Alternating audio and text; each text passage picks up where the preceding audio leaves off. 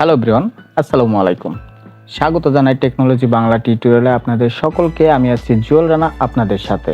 So বন্ধুরা, এই ছোট্ট ভিডিওতে ইমোর কয়েকটি সেটিংস আপনাদের দেখিয়ে দেব।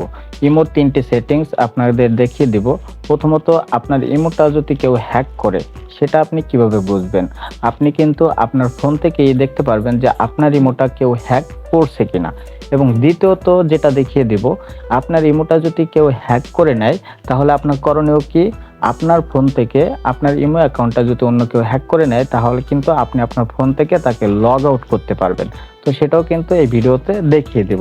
এবং লাস্ট 3 নম্বরে যেটা দেখিয়ে দেব, আপনার ইমো অ্যাকাউন্টটা যদি আপনি 2টি সেটিংস করে নেন তাহলে কিন্তু আপনার ইমো অ্যাকাউন্টটা কখনো কেউ হাজার চেষ্টা করলেও সে কিন্তু আপনার ইমো অ্যাকাউন্টে হ্যাক করতে পারবে না, কিংবা সে অন্য কোনো ডিভাইসে লগ ইন করতে পারবে না। সো যারা ইমো ব্যবহারকারী আছেন, আমি মনে করি যে এই ভিডিওটি তাদের জন্য খুবই উপকার আসবে। এবং আপনাদেরকে অনুরোধ করব, ভিডিওটি স্কিপ না করে সম্পূর্ণ ভিডিওটি কন্টিনিউ করুন। আর আমাদের ইউটিউব চ্যানেলে এ ধরনের ভিডিও আপনি আরও অনেক পেয়ে যাবেন।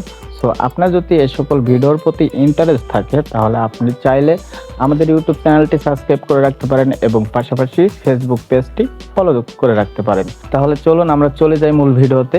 Get start the video. Welcome to back. So আমরা এখান থেকে অ্যাট ফার্স্ট চলে যাব প্লে স্টোরে। তারপর এখানে সার্চ করব ইমো লিখে সার্চ করার পর ইমো অ্যাপসটি আপনি দেখতে পারবেন। তো এখানে আপনার আনইনস্টল এবং ওপেন, তো ওপেনের জায়গায় যদি আপডেট থাকে তাহলে আপনি অ্যাট ফার্স্ট এটাকে আপ টু ডেট করে নেবেন। তারপর এখান থেকে ব্যাগে চলে যাবেন। তারপর আপনি ইমো অ্যাপসের উপর ট্যাপ করে ইমোর ভিতরে প্রবেশ করবেন। তারপর এখান থেকে যেটা করবেন, আপনার প্রোফাইল আইকনে ট্যাপ দিবেন। তারপর এরকম একটা ইন্টারপেজে নিয়ে আসবে। তো এখান থেকে সিকিউরিটি অ্যান্ড প্রাইভেসি এই অপশানে ট্যাপ দিবেন। তারপর এখান থেকে যেটা করবেন, ম্যানেজ ডিভাইস এই অপশানে ট্যাপ দিবেন। তারপর কিন্তু আপনার এখানে 2টি ডিভাইস শো করছে। তো প্রথম যে ডিভাইসটি এটা হচ্ছে আমার এই নিজের ফোন, তারপর নিচেরটাও আমার ফোন। তো এখানে যদি আপনার অন্য কোনো ডিভাইস শো করে তাহলে অবশ্যই আপনি বুঝবেন যে আপনার ইমো অ্যাকাউন্টটি হ্যাক হয়েছে কিংবা অন্য কোনো ডিভাইসে লগ ইন করে আছে। তো আপনি এখান থেকে কিন্তু চাইলে লগ আউট করে দিতে পারেন। তো তার জন্য আপনি যেটা করবেন, এখানে যে ডিলেট যে একটি আইকন দেওয়া আছে এখানে টেপ দিবেন। তারপর এখান থেকে আপনি ডিলেট অ্যাকাউন্ট এই অপশানে টেপ দিবেন।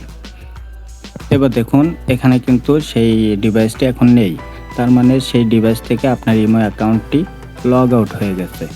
তারপর এবার আপনার যে 2টি সেটিংস আপনাকে বলছিলাম যে যদি আপনি করে রাখেন তাহলে কিন্তু আপনার ইমো অ্যাকাউন্টটি কেউ হ্যাক করতে পারবে না।